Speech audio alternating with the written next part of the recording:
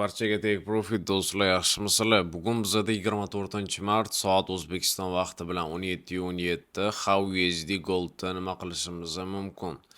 O'tgan kungi prognozimiz bo'yicha holat juda ham ajoyib bo'ldi. Bizda 40lik zonasidan borib 60 gacha kutishimizni va mana shu zonalardan tilla narxi qaytishini biz prognoz qilgan edik va limit taxlash orqali 500 pips ushlashni maqsad qilgan edik va maqsadimizni juda ham ajoyib tarzda amalga oshirdik va muvaffaqiyatli tarzda o'xshadi.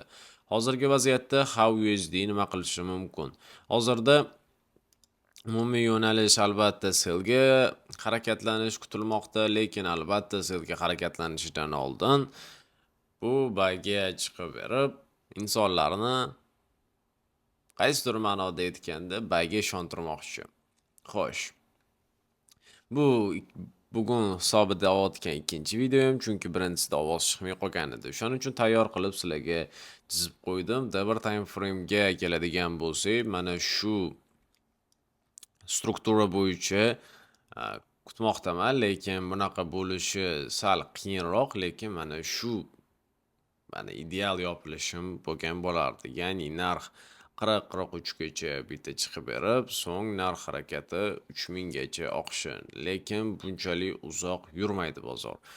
Shuning uchun bu 35 buni qisqartiradigan bo'lsak, 35 ligacha tushiramiz bunisini va dumini 30 emas, anaqa 20 qilsak.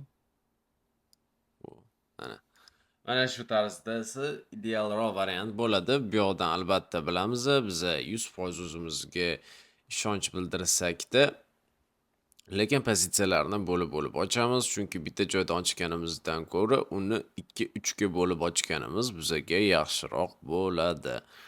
Tak. Holat bo'yicha shuni kutamiz. Hozirgi joydan albatta bitta joyi o'zidan pozitsiyaga kirmaymiz. Bo'lib pozitsiyalarni ochamiz. Va boya aytgandim, H-turmanga ideal bo'lib yopilishi va keyinchalik yana sell kirishi uchun mana shunaqaroq holat bo'lganda, ya'ni dum bilan kelib, H-tur mana shunaqa yopiladigan bo'lsa, menga bu ideal holatlardan biri bo'lgan bo'lardi. Va keyingisi ham shu tarzda keyin ketardi. Va hozirda H-tur yopilishiga 1 soat 40 daqiqa bor va albatta Telegram kanalda bugun kechqurun live bo'ladi va maxsus kanalimizda ham ajoyib tarzda ishlaymiz. Va bugungi holatda xulosa o'rnida nima demoqchiman? Umumiy tasdiq bo'yicha narx harakati bizda yozib beraman sizlarga. Tak, sell ketishi kerak, lekin hozirgi joyidan emas, undan oldin bizga tepada bir ish qilishi kerak. Bu albatta o'zimiz strategiyam bo'yicha va tez orada bitta kichkina yangiligim bor. YouTube prognozi sizlar juda ham yanada yaxshiroq tushunishni boshlaysizlar. Bo'lmasa ko'rishamiz. Barchaga teng profit va hammaga sabr.